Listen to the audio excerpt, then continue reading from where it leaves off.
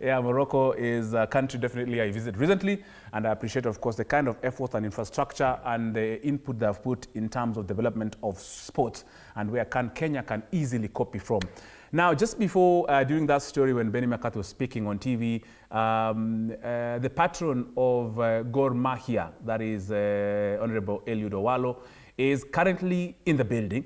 We'll be able, of course, to catch up with him, with, of course, Bwana Eliud Owalo, to brief us, of course, on a lot that is happening. Remember, he's also an advisor to the President of the Republic of Kenya, William Ruto. So there's a lot, of course, he's come to share. And this, of course, will span across, our local league to the CHAN preparations, as well as, of course, the 2027 preparations for the Africa Cup of Nations. So director wangu, of course, leo ni Emmanuel Inonda. Emmanuel Inonda, kulikuwa na hiyo story nilikuwa nimeprepare kuhusiana na Morocco, Moroccan Football Museum. Yes, of course. And I was able to easily visit Saleh. Saleh is one of the cities in Morocco. And, and I was given the privilege of visiting that particular museum. Remember, that football museum is located on the building of the headquarters of the Moroccan Royal Football Federation is there. And that's where they have stored their history from the early 1990s all the way to today. They have their football history there. Kenya, I have not seen any football museum in Kenya.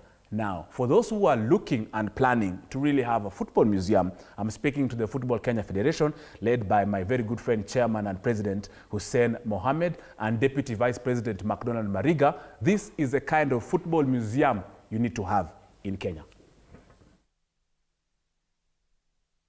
The Moroccan Football Museum is located on the ground floor of the Royal Moroccan Football Federation headquarters in Saleh City, and it brings to life the rich history of Africa's powerhouse. Our tour kicked off at the special exhibition, which is dedicated to Morocco's FIFA World Cup history for both the men's and women's teams. I am taken through the key moments from the country's World Cup debut in 1970 to the recent 2022 extravaganza in Qatar. I remember watching the 2022 World Cup semi-final between Morocco and France in Westlands, Nairobi with my Moroccan friends. And here I am in close proximity with the balls, jerseys, gloves, boots, trophies and medals. They even went further to gather all newspaper stories, hard copy and online from across the world, which featured their top four finish. Football in Morocco has always been supported and backed by the kings of Morocco, all the kings of our history. They are always the first fans of the national team. From the temporary exhibition, we shifted our lenses to the permanent section, which is divided into 6 spaces. The first one presents a unique vision kickstarted by 3 monarchs who used sports as a tool for social unity and national progress. The next theme honors early football pioneers who laid the groundwork for Morocco's rise in global sports. The Land of Excellence section highlights Morocco's greatest outcomes, historic victories, shattered records, and unforgettable moments of national teams and clubs from the 1950s to the present.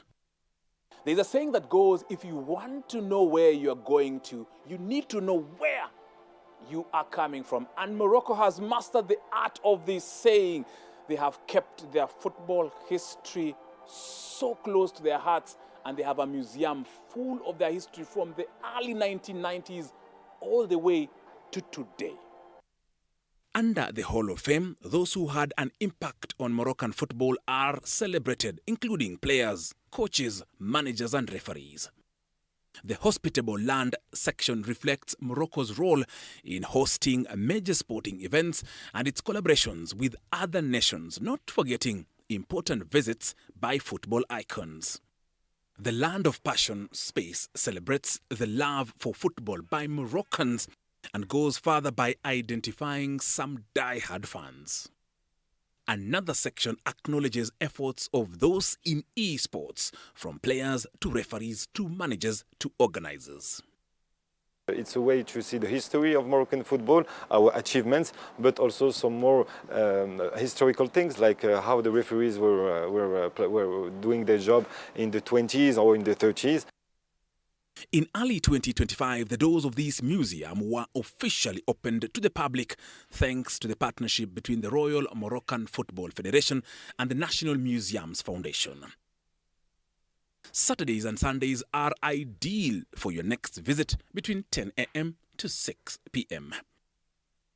The Football Museum here in Morocco has literally taken every detail into action. And you can imagine they have taken literally every A to Z aspect of Moroccan football history has been stored right here. I mean, this definitely, I can imagine Walid Regraoui, the coach of the national team, shouting instructions to the Moroccan team during their World Cup semi-final against France. The museum, whose construction began in March 2021, also contains an exhibition hall with 42 seats, a VIP room, and a research and documentation sports center. His Majesty King Mohammed VI is committed to conserving and enhancing Morocco's historical, cultural, and sports heritage. Tonny Kwalanda, TV 47, Saleh City in Morocco.